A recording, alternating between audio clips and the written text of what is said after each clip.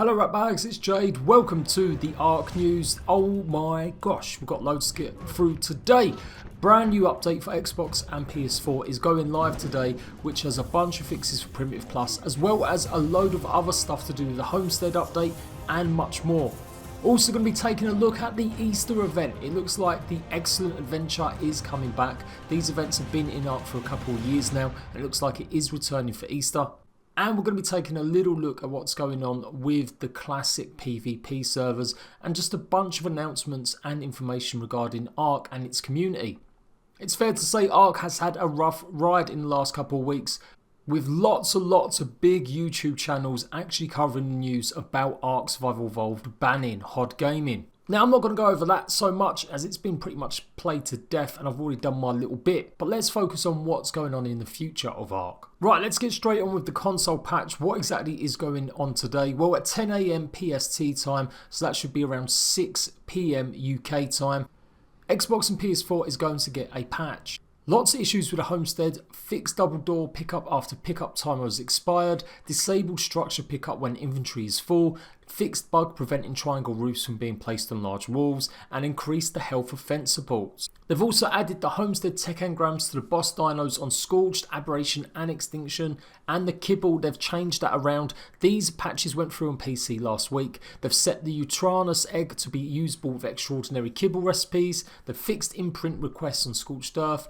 imprint requests on Aberration, and icon alterations. They've also made dedicated storage changes or fixes. Disabled withdraw stack if your inventory is full, now drops full inventories in all scenarios. Removed mention of fridge as storage does not function as such. I know lots of people are confused about the storage, wondering why it wasn't actually a fridge, but it is never meant to be.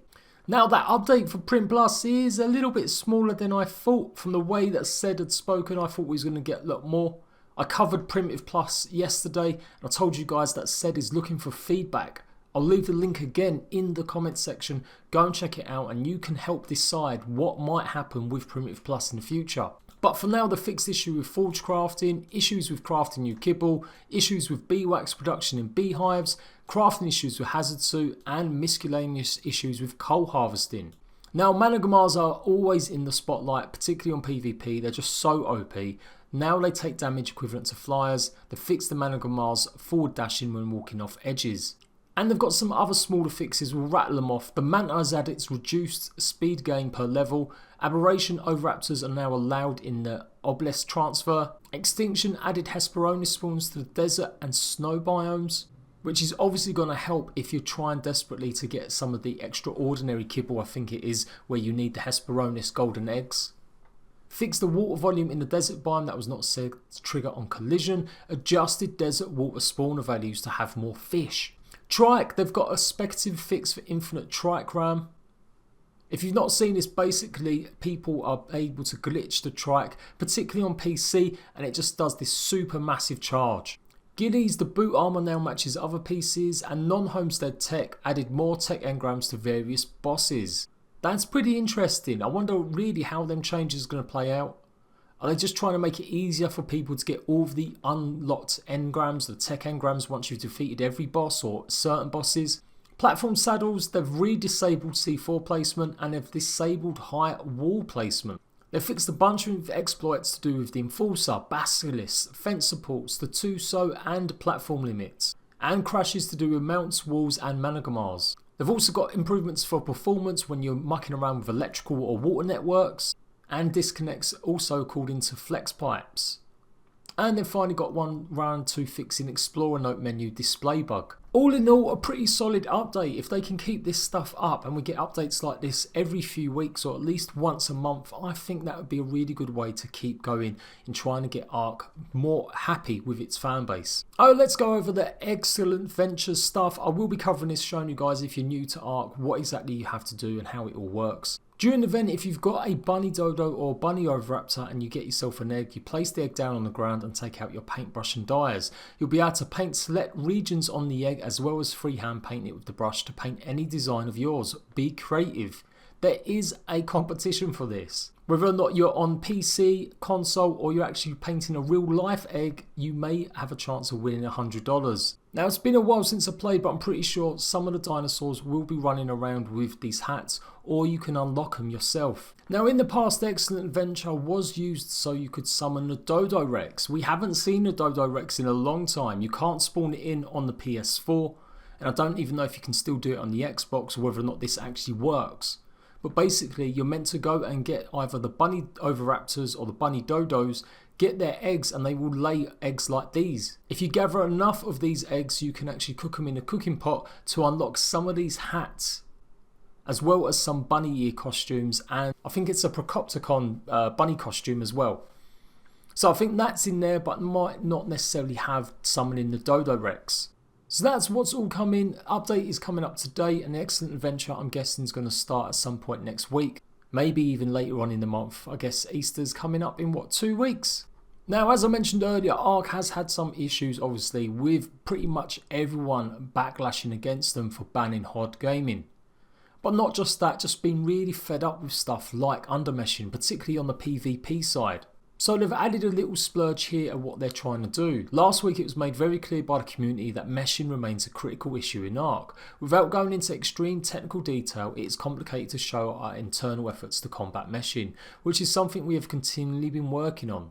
Since it's such a hot topic, ARK developers have been more vocal on social media about ways we've tried to detect and circumvent those who do mesh. If it's one thing we know, players are ingenious and creative, which extends into how they approach meshing and exploiting the game at large. Giving up too much of the internal working of changes we have made and continuing to work on would compromise these efforts. With that said, here's what we can say definitely. We'll make an effort at being more transparent about what we're doing in regards to preventing undermeshing, partly by calling them out in the patch notes going forward. We are actively seeking out people who use mesh exploits and banning them. As you might imagine, crafting a solution that handles all of these cases of meshing on all of our maps is challenging. Beyond fixing the sources of meshing, we're continually refining the methods we use to detect players under the mesh. We've made significant strides in this area recently by developing an approach that lets us know sooner than ever if someone is where they shouldn't be, which enables our enforcement team to take action more quickly. We started issuing bans based on this new method on Friday, and will continue to issue bans against anyone who internally meshes and exploits the game. Alongside that, they have made some code of conduct changes. I think it's good stuff about the meshing. It shows that hopefully they are taking it seriously. The devs have been a little bit more active on Reddit, but I wouldn't say all of the devs. It looks like there's maybe only just one really commenting on it, and that's the lead basically guy at ARK Survival Evolved at the moment, Chris. But he's explaining more, and I think that's what people want to see, explanations about why stuff works and why stuff can't work. Alongside that, they have got code of conduct changes, basically more additions to small tribe servers. So you can't build bases together even though you're in the separate tribes. That's not the point of small servers. It's meant to be a case of you just being in a small tribe, not actually tribing up secretly with other people. Joint raids against one or more tribes, including cross-server. So basically you can't now have it that it's joint raids against one or more tribes 12v6. They've also taken these off the code of conduct, so this won't be breaking it anymore. Sharing tame breeding lines between tribes, sharing tames between tribes, moving characters back and forth between multiple tribes, using non-tribe member bodies to store and transport items, bringing players from multiple tribes into a boss fight. And PvE specific griefing, a big issue is blocking access to important resources. Well, they've retuned it now and they've added just a little bit more, including the extinction city terminals alongside charge nodes, gas nodes, etc. And they've also made a change as well with server filling. Basically, if your server gets overfilled with tames, if it's rafts or creatures, well, they've also added dodos, jaboas and smaller creatures that are basically really easy to tame. That's now included as a bannable offence on PvE servers. So think about it before you go and start up your 200 dodo farm. So the Conquest servers are shutting. Obviously, alongside the brand new Classic PvP, the Conquest servers will be shut down. So Classic PvP, I wasn't too thrilled with this announcement. It seemed like another Snail Games initiative. And as I've mentioned in previous videos, Snail Games are a little bit dodgy. Wildcard have previously tried pushing this game mode away from them, explaining that it's nothing really to do with them, it's a Snail Games initiative and it's not really their remit. But it looks like that's softened a little bit now and they are actually working with Snail Games. Maybe one of the Snail Games publishers realised that maybe wildcard should be working with them rather than trying to wash their hands of them. But based on lots of reports of seeing, it's definitely a case of the Conquest servers having lots and lots of reports of corrupt GMs. We'll never know if that's really that true or not, but anyway. PvP, Classic PvP, is a brand new large team competitive experience for ARK. It's not going to have Aberration and Extinction straight away, but they may add them in the future. I have covered this before. I will leave the link again to the Classic PvP section if you want to take a look at it. But basically it's like double the rates for taming and harvesting and experience. I think it limits the tribe members to 25. There's a whole host of improvements that some people I guess may be wanting. Or it's just something that Snail Games really think people will actually enjoy playing. That is also coming live with this update for the consoles today. So stay tuned for that if you're playing on PC. Remember, this is only PC. This won't be rolled out to console yet. They did say in the past the Conquest servers might come to console, but they never did. This is why I really do think this is something geared towards the Chinese player base, because they generally all play on PCs. Anyway, let me know if you're going to be trying the Classic PvP out. Good luck getting them kills. And then finally, we're just finishing off with community changes. Ever since Jade, the previous lead community manager, left to basically work on Atlas, the community team at Wildcard have maybe been a little bit short-staffed. Well said, as I've said previously, he was the creator of the Primitive Plus mod. He managed the modding program, the sponsored mod program for a while, and he's also worked and helped on ARK and Atlas. Well, he's now the lead community manager alongside Jen.